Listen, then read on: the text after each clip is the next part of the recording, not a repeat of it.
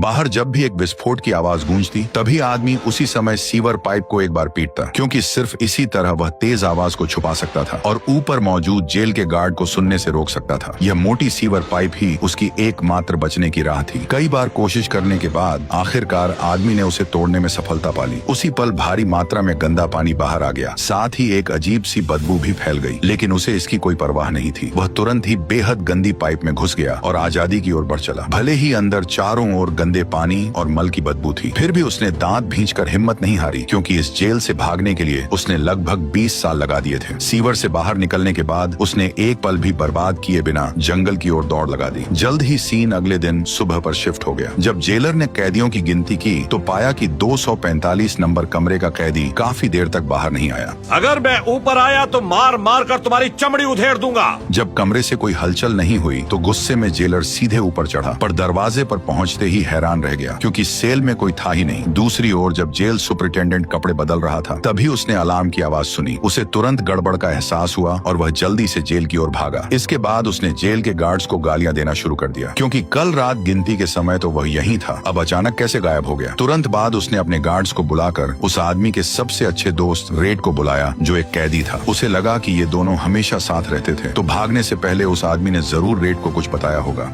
कुछ भी नहीं कहा वार्डन, कुछ भी नहीं। ये सुनकर जेल सुपरिटेंडेंट और भी ज्यादा गुस्सा हो गया, क्योंकि इस जेल के बनने के बाद से आज तक ऐसा कभी नहीं हुआ था। गुस्से में आकर उसने पास पड़ा एक पत्थर उठाया और दीवार पर लगे पोस्टर की ओर फेंक दिया, लेकिन वहाँ से एक अजीब सी गूंज सुनाई दी। जब वह पास गया और देखा तो पाया कि पत्थर सीधे पोस्टर के आर पार चला गया और उसमें एक छोटा सा छेद कर गया। तभी उसे सब समझ आ गया। उसने तुरंत जल्दी से हाथ अंदर डाला और पोस्टर को एक झटके में फाड़ दिया। सामने दीवार में एक बड़ा सा छेद दिखाई दिया जो सीधे जेल के बाहर तक जाता था। ये दृश्य देखकर सभी लोग हैरान रह गए। आखिरकार उस आदमी ने कब इतनी बड़ी सुरंग खोद डाली थी, ये किसी को पता नहीं चला। इसके तुरंत बाद जेलर ने पुलिस कुत्तों के साथ बड़े पैमाने पर खोजबीन शुरू कर दी, लेकिन पूरे दिन की मशक्कत के बाद भी उन्हें बस एक घिस चुका हथौड़ा और एक फटी हुई पुरानी कैदी की वर्दी ही मिली। यहाँ तक कि अभी भी जेलर इस बात पर यकीन नहीं कर पा रहा था कि सिर्फ एक छोटे से हथौड़े के सहारे उसने इतनी लंबी सुरंग कैसे खोद डाली। असल में आदमी तो बस दीवार पर अपना नाम उकेरना चाहता था, लेकिन उसे अनजाने में ही पता चला कि दीवार की परत बहुत आसानी से उखड़ जाती थी। चूंकि उसे भू विज्ञान की बहुत जानकारी थी, इसलिए वह तुरंत ही समस्या की जड़ समझ गया। दरअसल जेल की लंबे समय से मरम्मत नहीं हुई थी और दीवार पर लगा सीमेंट पूरी तरह खराब हो चुका था। वह तुरंत समझ गया कि ऊपर वाले ने उसे बच निकलने का एक मौका दिया है। इसके बाद के दिनों में जब भी उसे मौका मिलता वह दीवार को खोदना शुरू कर देता। दीवार पर लगा पोस्टर उसकी खुदाई को छुपाने का एक अच्छा जुगाड़ बन गया। जो सीमेंट वह निकालता उसे वह निगरानी के दौरान चुपचाप अपनी पैंट से बाहर गिरा देता। हथौड़ा उसने रेड से मंगवाया था, जो यहाँ 20 साल से रह रहा था और बहुत जुगाड़ू था। जेलर की चाबी को छोड़कर लगभग हर चीज वह किसी न किसी तरह हासिल कर सकता था, लेकिन जेल की अचानक जांच से वो बच नहीं सकता था। आदमी अच्छी तरह जानता था कि अगर यह राज कभी खुल गया तो उसका अंजाम सिर्फ मौत ही होगा। सामने वाले को शक न हो, इसके लिए उसने दिखावा किया कि वह किताब पढ़ रहा था। जब जेलर लोगों के साथ आया तो उसने पूरी तरह सहयोग दिया ताकि वे उसकी घबराहट को न भांप सकें। जेल के गार्ड्स पीछे पीछे उसकी चीजें उलट पलट कर ढूंढने लगे, यहाँ तक कि कुर्सी के कोनों को भी नहीं छोड़ा। आदमी बस एक तरफ चुपचाप प्रार्थना करता रहा कि वे लोग पोस्टर को न फाड़ें। आखिरकार उन्होंने काफी देर तक तलाशी ली, लेकिन कुछ भी असामान्य नहीं मिला। इसी समय अब तक चुप रहा जेलर अंदर आया और फिर उसने आदमी के हाथ से बाइबल ले ली। जब जेलर ने जांच करते हुए उससे बाइबल के कुछ प्रश्न पूछे तो उसने सभी के सही जवाब दिए। असल में जेलर को भी बाइबल पढ़ना पसंद था, इसलिए वह उस आदमी के जवाबों से बहुत संतुष्ट हुआ। भले ही जेल के नियमों के अनुसार कैदियों को पोस्टर लगाने की अनुमति नहीं थी, फिर भी उसने आदमी को कुछ नहीं कहा और पोस्टर नहीं हटाया। जाते समय उसने बाइबल भी उसे लौटा दी और कहा कि मुक्ति का रास्ता इसी में छुपा है। असल में यह किताब उसने हथौड़ा छुपाने के लिए इस्तेमाल की थी और यही हथौड़ा उसकी आजादी का रास्ता था। वह आदमी एक बैंकर था जिसे अपनी पत्नी और उसके लवर की हत्या के आरोप में उम्र कैद की सजा सुनाई गई थी, लेकिन वास्तव में वह बेगुनाह था। उस दिन वह शराब पीकर नशे में था। वह सोच रहा था कि बंदूक लेकर उन्हें डरा देगा, लेकिन काफी कोशिश करने के बाद भी वो ऊपर नहीं गया। वह अपराध नहीं करना चाहता था, इसलिए वह गाड़ी चलाकर वापस चला गया और उसने वह बंदूक नदी में फेंक दी। लेकिन हैरानी की बात यह थी कि अगले दिन उसकी पत्नी और उसका लवर फिर भी मारे गए। हत्या में इस्तेमाल किया गया हथियार भी वही था, वही रिवॉल्वर जिसे उस आदमी ने नदी में फेंका था। जज ने इसी आधार पर उसे दोषी ठहराया और आखिरकार उसे शॉशैंक जेल भेज दिया। जब भी यहाँ कोई नया कैदी आता था, पुराने कैदी शर्त लगाते थे कि सबसे पहले कौन रोएगा। शुरुआत में रेड को एंडी से कोई खास उम्मीद नहीं थी। उसे लगता था कि वह दुबला पतला और कमजोर है और जरूर आसानी से डर जाएगा। बाकी साथी मानते थे कि वह मोटा आदमी सबसे पहले घुटनों के बल गिरकर माफी मांगेगा। आसपास के पुराने कैदियों की तालियों और उनकी ललचाई हुई नजरों को देखकर उस आदमी को यह सोचकर ही डर लगने लगा कि उसे यहाँ पूरी जिंदगी बितानी है। जब सभी नए कैदी अंदर आ गए तो जेलर ने यहाँ के नियम पढ़कर सुनाए। इसी दौरान एक कैदी ने अचानक पूछा कि खाना कब मिलेगा। उसने जवाब नहीं दिया बल्कि बगल में खड़े गार्ड की ओर इशारा कर दिया। तुम तब खाओगे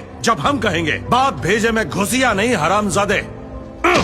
इसके बाद उन्हें उनके शरीर की गंदगी साफ करवाने के लिए ले जाया गया। जब यह सब हो गया तो उन्हें बिना कपड़ों के ही जेल की कोठरियों में लाया गया। इन नए कैदियों को यह बात अच्छी तरह समझ आ गई थी कि जैसे ही लोहे का दरवाजा बंद हुआ, उनकी जिंदगी अब उनकी नहीं रही बल्कि शॉशैंक जेल की हो गई। तभी रेड के साथियों ने रो रहे मोटे लड़के को चुप कराने के लिए अपने दोस्तों से परिचय करवाने का आइडिया दिया, लेकिन मोटा आदमी बस एक ही बात दोहराए जा रहा था, मुझे यहाँ नहीं रहना। उससे और बर्दाश्त नहीं हुआ। वह रोने और चिल्लाने लगा कि उसे घर जाना है। जल्द ही उसके शोर ने जेल के गार्ड्स का ध्यान अपनी ओर खींच लिया। जब वे पहुंचे तो मोटा आदमी और भी तेज रोने लगा और उनसे उसे जाने देने की विनती करने लगा। अंत में उसे बेरहमी से घसीटकर बाहर ले जाया गया। फिर कप्तान ने उसकी जमकर पिटाई की। आसपास के कैदी यह सब देख नहीं सके और उसके लिए रहम की भीख मांगने लगे, लेकिन किसी भी गार्ड ने उनकी एक भी बात नहीं सुनी और वे उसे बेरहमी से पीटते रहे। ज्यादा देर नहीं बीती थी कि मोटा आदमी जमीन पर पड़ा रहा और उसमें कोई हलचल नहीं हुई। इसके बाद कप्तान ने लोगों से कहा कि उसे मेडिकल रूम ले जाया जाए और बाकी कैदियों को चेतावनी दी कि अगर उन्होंने फिर शोर मचाया तो उनका भी यही हाल होगा। लेकिन जब मोटे आदमी वहां पहुंचाया गया तब तक डॉक्टर जा चुके थे और वह पूरी रात वहीं पड़ा रहा। सुबह जब डॉक्टर जल्दी जल्दी पहुंचे तब तक कुछ भी किया नहीं जा सकता था। जो कैदी उसे दोस्त बनाना चाहता था वह यह सुनकर वह यकीन नहीं कर पाया और सबको यह बात समझ आ गई कि यहाँ एक कैदी की जान की कोई कीमत नहीं थी। सब लोग पहले की तरह ही खाते पीते रहे, किसी को उसकी याद नहीं रही। जल्द ही एंडी को भी परेशानी का सामना करना पड़ा क्योंकि लड़कों के साथ बलात्कार करने वाले गे कैदी की उस पर नजर पड़ गई। किसी से टाका भिड़ा या नहीं?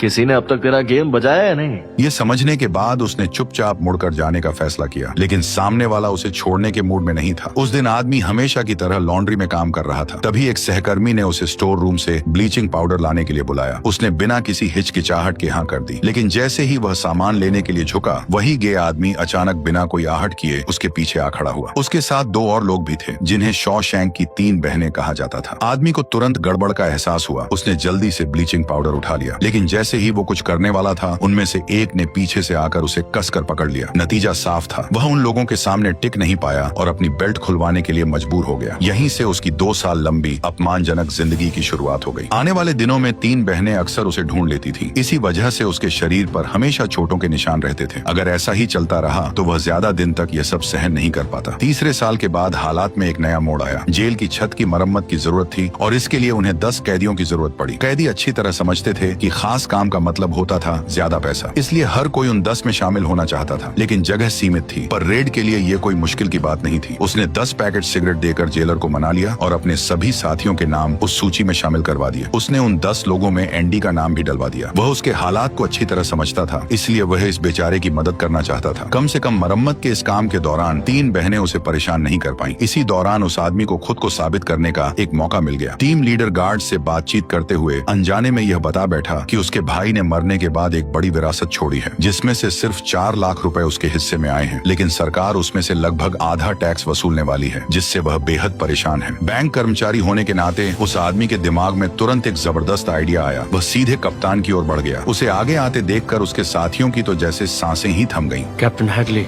अपनी बीवी पर भरोसा है? यह देखकर कप्तान को अचानक शर्मिंदगी महसूस हुई और उसने उसे यहीं से नीचे धक्का देने का मन बना लिया। लेकिन इससे पहले कि वह उसे नीचे फेंक पाता, उस आदमी ने तुरंत कहा कि वह उसे उसके 4 लाख रुपए बिना टैक्स दिए दिलवा सकता है और इसके लिए उसे 1 भी रुपया देने की जरूरत नहीं पड़ेगी। यह सुनते ही गार्ड अचानक रुक गया। उस आदमी ने बताया कि उसने पहले भी ऐसे कई लोगों की मदद की थी और वह उसकी भी मदद करना चाहता है, लेकिन उसकी शर्त बस इतनी थी कि वह सब कैदियों को 3-3 बोतल ठंडी बियर पिलाए। कैप्टन को पता था कि वह एक बैंक मैनेजर था और वो इस मामले में एक्सपर्ट था, इसलिए उसने बिना किसी हिचकिचाहट के उसकी बात मान ली। पर फिर भी बाकी लोगों में अभी भी डर था कि कहीं सामने वाला गुस्से में आकर उस आदमी को मार न डाले। आखिरकार सबने सच में बियर पी, जो उनके लिए सबसे बड़ी खुशी की बात थी। ये सब हिस्ट्री के सबसे सख्त जेलर द्वारा अपनी ही जेब से खरीदी गई बियर थी। उस पल धूप सब पर पड़ रही थी। वे अब कैदी नहीं बल्कि आम मजदूरों की तरह लग रहे थे, जो काम खत्म होने के बाद दोपहर की चाय का आनंद ले रहे हों। यही वह चीज थी जिसे वह आदमी देखना चाहता था। वह चाहता था कि सब लोग बाहर के लोगों की तरह सामान्य सामान्य जीवन जी सकें, भले ही कुछ मिनटों के लिए ही क्यों ना हो। जल्द ही छत की मरम्मत का काम अंतिम चरण में पहुंच गया और वे फिर जेल लौट आए। उस दिन लंबे समय से अकेली पड़ी 3 बहनें फिर उसके पास आ गईं। उनकी बेइज्जती का सामना करते हुए उस आदमी ने इस बार चुप रहने के बजाय गुस्से में हमला कर दिया, लेकिन नतीजा यह हुआ कि उसे और भी ज्यादा टॉर्चर झेलना पड़ा और कुछ ही देर में उन्होंने उसे काबू में कर लिया। अब मैं अपनी जिप खोलने वाला हूँ और उसमें से जो भी निकलेगा वो तुझे मुंह में लेना पड़ेगा।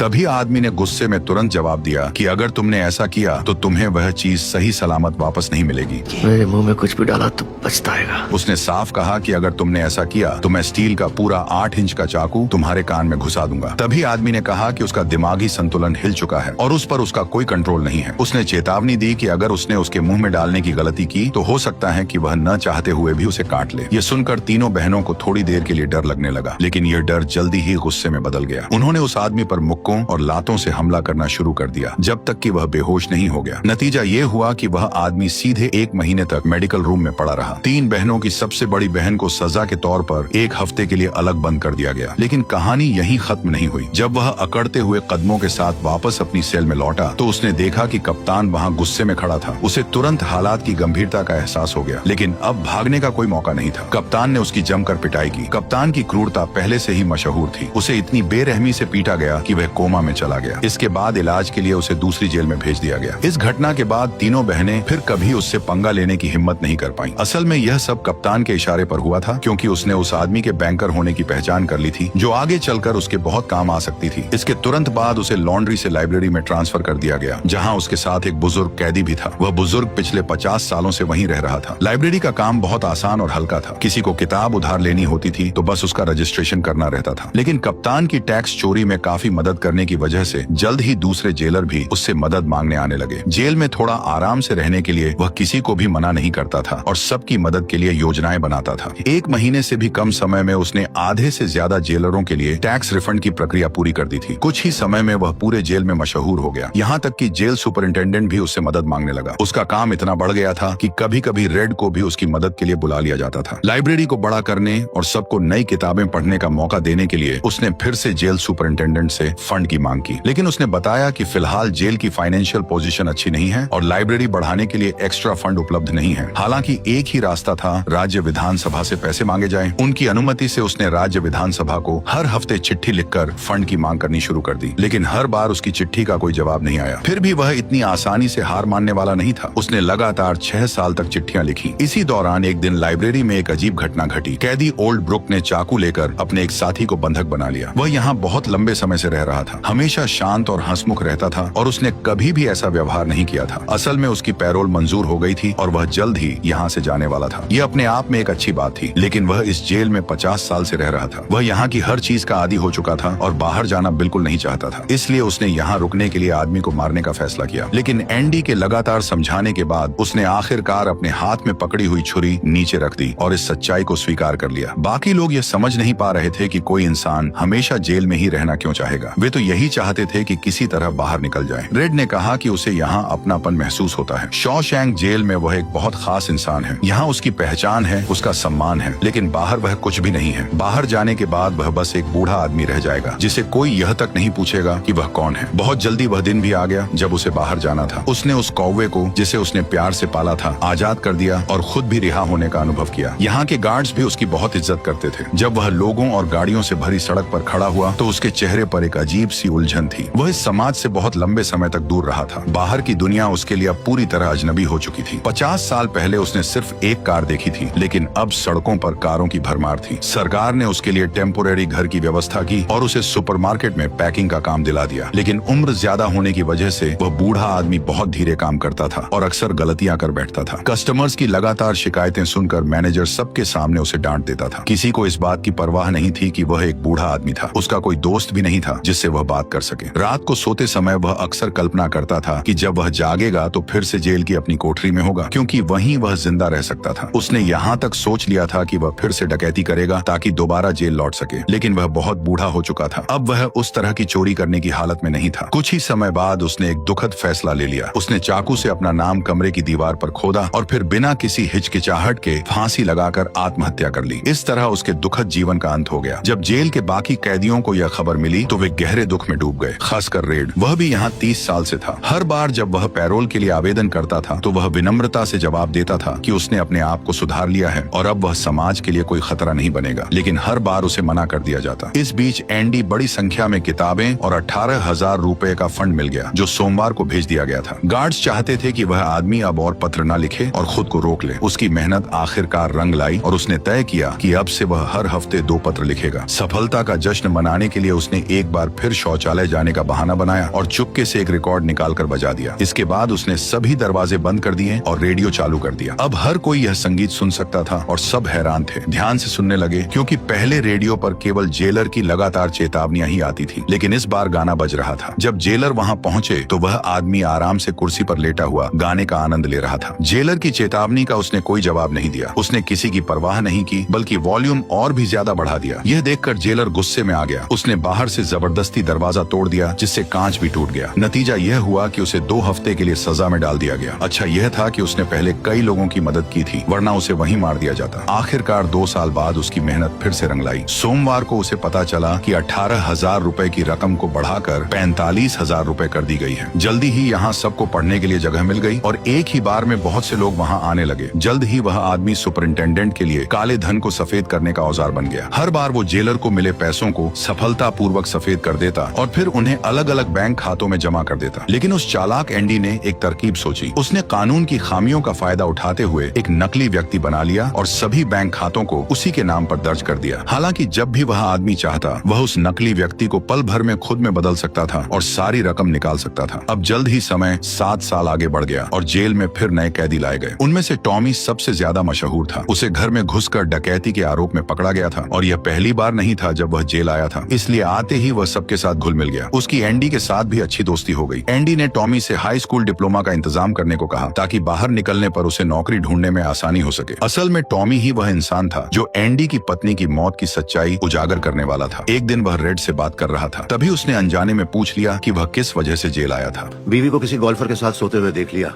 वहीं भून डाला। यह सुनकर टॉमी को अचानक 4 साल पुरानी एक घटना याद आ गई। उस समय वह एक दूसरी जेल में सजा काट रहा था। एक दिन उसके पास एक कैदी आया जो खास तौर पर घरों में चोरी करता था और अपने गुनाहों को बढ़ चढ़कर बताना उसे बहुत पसंद था। उसने अपने हाल ही के एक अपराध के बारे में बताया और कहा कि वह एक गोल्फ कोच के घर में घुस गया था। वहाँ उसने उस आदमी को एक औरत के साथ रोमांस करते हुए पकड़ लिया। गुस्से में आकर उसने दोनों की हत्या कर दी। बाद में उसे पता चला कि वह औरत पहले से शादीशुदा थी। उसका पति एक बड़ा बैंकर था और वह बैंकर कोई और नहीं बल्कि सामने बैठा एंडी ही था। सुनते ही एंडी सब समझ गया। उसी पल उसे एहसास हो गया कि उस साल जो हुआ था उसकी सच्चाई यही थी। वह पूरी तरह निर्दोष था। इसके बाद एंडी तुरंत जेलर के पास गया। उसे उम्मीद थी कि अब दोबारा मुकदमा शुरू होगा और उसे न्याय मिलेगा। लेकिन हैरानी की बात यह थी कि जेलर, जो उसे सिर्फ पैसे कमाने का जरिया मानता था, साफ कह बैठा कि टॉमी ने यह कहानी सिर्फ उसे खुश करने के लिए कही है। एंडी जानता था कि असल वजह क्या है। वह आदमी उसे यहाँ से जाने ही नहीं देना चाहता था। सर, अगर मैं रिहा हो भी गया तो आपके खिलाफ कभी मुंह नहीं खोलूंगा। उस पैसे के लिए जितने गुनाहगार आप हैं, मैं भी हूँ। ये सुनते ही जेलर को जबरदस्त गुस्सा आ गया। उसने अपने आदमियों को बुलाया और एंडी को जबरन बाहर निकालकर 1 महीने के लिए अंधेरी सजा में डाल दिया। इसके बाद उसने टॉमी को बुलवाने के लिए लोगों को भेजा। टॉमी को जरा भी अंदाजा नहीं था कि यह सब जेलर द्वारा बिछाया गया एक जाल है। पहले वार्डन ने उससे बड़े शांत तरीके से बात की, उसे सिगरेट पिलाई और भरोसे में लेने की कोशिश की ताकि यह पक्का हो जाए कि एंडी का मामला वैसा ही है जैसा टॉमी ने बताया था। तभी टॉमी ने साफ साफ कहा कि उसने जो कुछ भी बताया है वह पूरी तरह सच है और वह कोर्ट में गवाही देने के लिए भी तैयार है। यह सुनकर वार्डन ने राहत की सांस ली। फिर उसने जमीन पर गिरी सिगरेट को मसल दिया और ऊपर खड़े कप्तान को इशारा किया। इसके बाद वही हुआ जिसकी उम्मीद थी। टॉमी को बेरहमी से मरवा दिया गया। पहले से बहाना तैयार था। कहा गया कि टॉमी जेल से भागने की कोशिश कर रहा था। पकड़े जाने पर उसने हमला किया, इसलिए मजबूरी में उसे गोली मारनी पड़ी। इसके बाद वार्डन ने एंडी से संपर्क किया, जो अभी भी सजा के तौर पर अलग रखा गया था। उसने उससे दोबारा काम पर लौटने की उम्मीद जताई, लेकिन जब एंडी ने मना कर दिया तो वार्डन धमकियों पर उतर आया। उसने कहा कि वह लाइब्रेरी जला देगा ताकि कोई किताब न पढ़ सके, या फिर उसे शॉशैंक की 3 बहनों के साथ बंद कर देगा और तब उसे बचाने कोई नहीं आएगा। आखिरकार जब कोई रास्ता नहीं बचा तो एंडी को मजबूरी में समझौता करना पड़ा, लेकिन उन्हें क्या पता था कि वह आदमी बहुत जल्द उनकी नाक के नीचे से भागने वाला है। इसके बाद वह रेड से विदा लेने गया और पहली बार खुलकर अपना सपना बताया। उसने कहा कि वह एक छोटे से शहर जिहुआटाने जो जाना चाहता है, जो प्रशांत महासागर के किनारे बसा है। वहाँ वह एक पुरानी नाव खरीदेगा खरीदेगा, उसे अपने हाथों से ठीक करेगा और फिर एक छोटा सा रेस्टोरेंट खोलेगा जहाँ वह अपनी बाकी जिंदगी शांति से बिताएगा। इतना कहने के बाद उसने रेड से एक और मदद मांगी। उसने कहा कि अगर कभी तुम बाहर जाओ तो एक जगह है जिसे बक्सटन कहते हैं, वहाँ एक खुला घास का मैदान है। उसके उत्तर छोर पर एक बड़ा शहतूत का पेड़ खड़ा है। उसी पेड़ के पास पत्थरों से बनी एक छोटी सी दीवार है। उन पत्थरों के बीच एक काली ज्वालामुखी की चट्टान है। उसके नीचे कुछ दफन है। मैं चाहता हूँ कि वह खास चीज तुम रखो। ये सुनकर रेड पूरी तरह हैरान रह गया। उसे समझ नहीं आया कि एंडी अचानक ऐसी अजीब सी बातें क्यों कर रहा है। वह यही सोचता रहा कि शायद लंबे समय हो रहे टॉर्चर ने उसके दिमाग पर असर डाल दिया है। उस दिन एंडी हमेशा की तरह वार्डन के लिए काले धन को सफेद कर रहा था, लेकिन जैसे ही वार्डन तिजोरी का दरवाजा खोलने गया, एंडी ने बेहद चालाकी से अपने हाथ में मौजूद असली दस्तावेजों को नकली दस्तावेजों से बदल दिया। वार्डन को जरा सी भी भनक नहीं लगी। उसने बिना किसी शक के वे कागज तिजोरी में रख दिए। जाते जाते वार्डन ने खास तौर पर एंडी से कहा कि वह उसके चमड़े के जूते अच्छी तरह साफ कर दे। एंडी ने जूते चमका दिए, लेकिन फिर वही जूते खुद पहन लिए। रेड उसकी यह हालत देखकर बेहद परेशान हो गया। जैसे ही जेल में लाइट बंद हुई, उस आदमी ने अपनी कैदी की वर्दी उतार दी और वार्डन से चुराया हुआ सूट पहन लिया। आखिरकार 20 साल की मेहनत के बाद दीवार के पीछे खोदी गई सुरंग पूरी तरह तैयार थी। आज की रात ही वह आजाद होने वाला था। रात के अंधेरे का फायदा उठाकर उसने अपनी योजना को अंजाम दिया और सफलतापूर्वक जेल से बाहर निकल गया। अगले ही दिन वह बैंक पहुंचा और वार्डन के सारे काले पैसे निकाल लिए। फिर एक स्पोर्ट्स कार खरीदी और किसी और जगह निकल गया। जब वार्डन ने दोबारा तिजोरी खोली तो वहाँ उसे सिर्फ वही बाइबल मिली। शक होने पर उसने बाइबल का पिछला हिस्सा खोला। अंदर एक बड़ा सा खोखला हिस्सा था। तभी उसे सब समझ आ गया, लेकिन तब तक बहुत देर हो चुकी थी। उस आदमी ने वार्डन की घूसखोरी और मर्डर्स से जुड़े सारे सबूत अखबार को भेज दिए थे। खबर मिलते ही फेडरल जांच एजेंसी के लोग जेल पहुंच गए। वार्डन के साथ मिला हुआ कप्तान भी कानून की सजा से नहीं बच पाया। वार्डन जानता था कि अगर वह जेल गया तो या तो उसे गोली मार दी जाएगी या फिर वही कैदी उसे मार डालेंगे जिन्हें वह सालों तक कुचलता रहा था। घुट घुट कर जीने से बेहतर उसने आत्महत्या करना ही ठीक समझा और सब कुछ खत्म कर दिया। मरते दम तक वह यह नहीं समझ पाया कि उस आदमी ने उसे इतनी चालाकी से कैसे बर्बाद कर दिया। एंडी चला गया था, लेकिन शॉशैंक जेल में उसकी कहानियां आज भी जिंदा थीं। सभी लोग उसकी बहुत तारीफ करते थे। जो आदमी देखने में कमजोर लगता था, वह भी अपने दिमाग से वार्डन के एल लगा गया। वार्डन की मौत के बाद सबकी जिंदगी काफी बेहतर हो गई और रेड को भी अपनी तीसरी पैरोल अर्जी का मौका मिला। वह पहले ही 40 साल से कैद था और इस बार जेलर ने आखिरकार उसकी अर्जी मंजूर कर ली। वह ठीक उसी तरह जैसे कभी बूढ़े ब्रुक्स ने किया था, एक साफ सुथरा सूट पहनकर जेलर के सामने जेल के मेन गेट से बाहर निकल गया। लेकिन वापसी के रास्ते में भी उसके चेहरे पर वही परेशानी और उलझन था। शहर पहुंचते ही उसे उसी कमरे में रखा गया जहां ब्रुक्स रहता था और वहीं सुपरमार्केट की नौकरी भी दी गई। ये साफ था कि वह बाहर की जिंदगी के लिए आदी नहीं हुआ था, क्योंकि वह अक्सर एक ही सवाल करता था। फ्रेश होके आऊं बॉस?